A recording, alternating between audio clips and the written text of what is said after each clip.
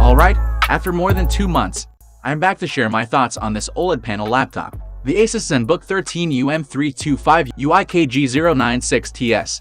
I won't be unboxing and talking about the specs of it in this video, since I already did a separate video for that. You can check out the link in the top of the screen or from the video description below. This is solely a review video for the ASUS ZenBook 13 OLED. Let's get started. Let's first review the feature highlights of the ZenBook 13.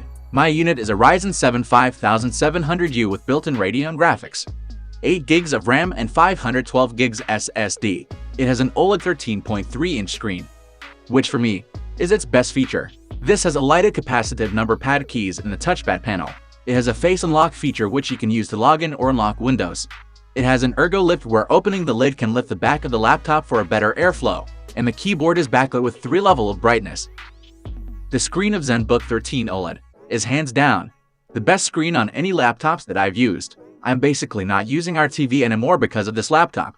I consume all my television, movie, and streaming media through this laptop since I bought it. The screen is so color accurate, vibrant, and full of details that, coming back to our regular LED backlit IPS TV panel, feels a downgrade. And since this laptop is so light at 1.14 kilograms, I can take it anywhere just like a tablet. The screen of ZenBook 13 OLED is its best selling point. The keyboard is also great. Even though this is a 13.3-inch laptop, the keyboard is as big as the ones from a 14-inch laptops. It might actually be even bigger than some. The spacing and the keys are good. Typing is pleasant, and the whole keyboard panel is solid.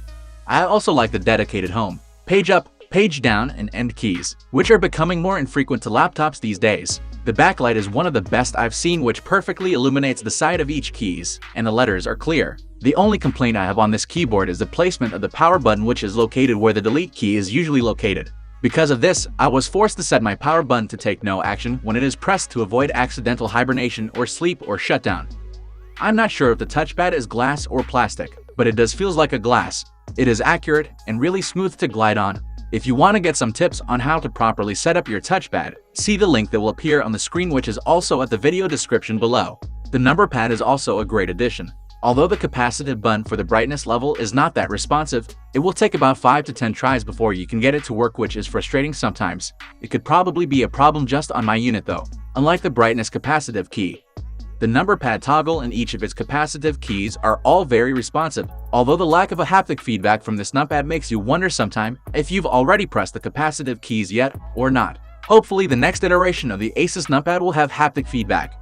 The speakers of ZenBook 13 OLED is loud enough when you are on a closed quiet space, but when you move to an open space, or the environment becomes noisy, it is advisable to switch to a headset, since it will be hard to understand what is being said from the videos you are watching by then.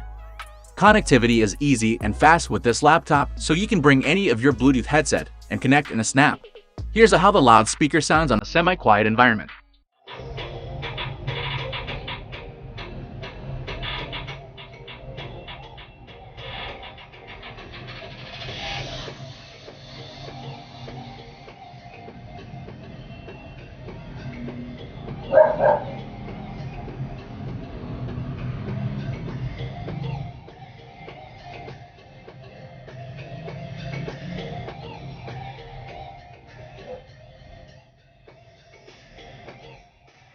The microphone array is average to great, depending on your environment.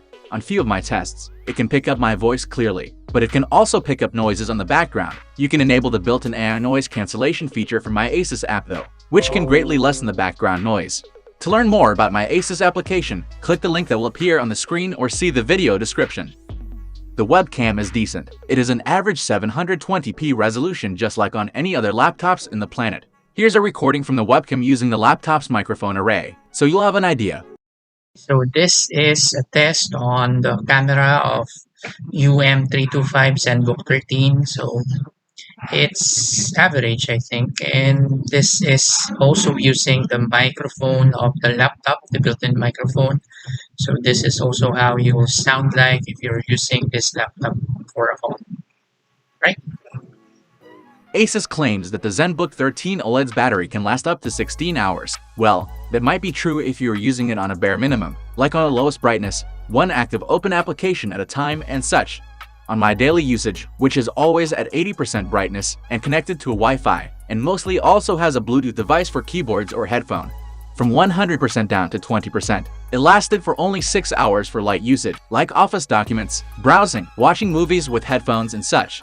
For heavy usage like watching movies on a loudspeaker, rendering, converting or editing videos, gaming and other heavy stuffs, it will last for only 3 hours and 40 minutes up to max of 4 hours, from 100 down to 20%. When charging the ASUS ZenBook 13 OLED while it is turned off, from 20%, it will be full at about 1 hour and 20 minutes. Monitoring the charging when it is turned on is a bit tricky since it charges like a cell phone. From 0 to 50% it charges on a normal speed at about 1% gain for every 70 seconds. From 51 to 70%, it becomes a fast charge with an additional 1% charge for every 30 seconds. From 71 to 95%, it slows down at a rate of 1% for every 90 seconds. Then from 96% to full, it will take about 25 minutes doing its trickle charge. And these are all actually great since this is really good for the longevity of the laptop's battery. So, based on these observed rates of charging, the total charging time when it is turned on will be about 2 hours and 10 minutes. I have no complaint with the ASUS ZenBook 13 OLED's performance. I have never experienced any hiccups, slowdown, freezing, or anything like that within more than 2 months of using this. Although, I must come clean that I'm not a huge gamer. I actually only have COD mobile emulator and Asphalt installed in this laptop. About 50% of my usage is video editing. Actually, the last 10 videos in this channel, including this one, were all edited and rendered using this laptop, and all the voiceover audio were also recorded using this. Using Filmora, rendering an 11-minute 1080p 30fps video took about 16 minutes to finish when the laptop is unplugged. When plugged into a power source, the same video was rendered within 12 minutes.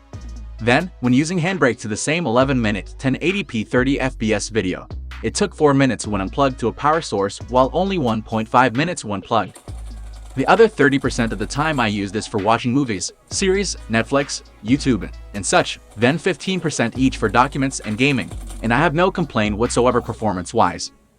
Aside from the unintelligent placement of the power button plus the unresponsive numpad brightness adjustment button, I have one more issue on this laptop. It's the creaking sound when I lift the laptop from bottom corner side. Listen to these so you'll get what I mean.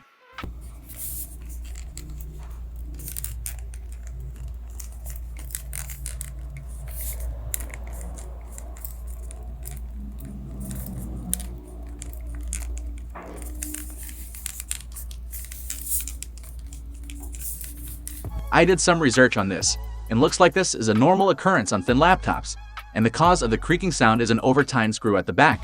I don't want to lose my warranty though, so I just let it be. In conclusion, if you have the budget for it, and you are looking for a capable ultra-portable laptop that can game, render videos, and perform all your media consumptions that you need as easy as eating peanuts, then I highly recommend this for you. But be warned, once you go OLED, I don't think you'll ever want it to go back to IPS panel ever again.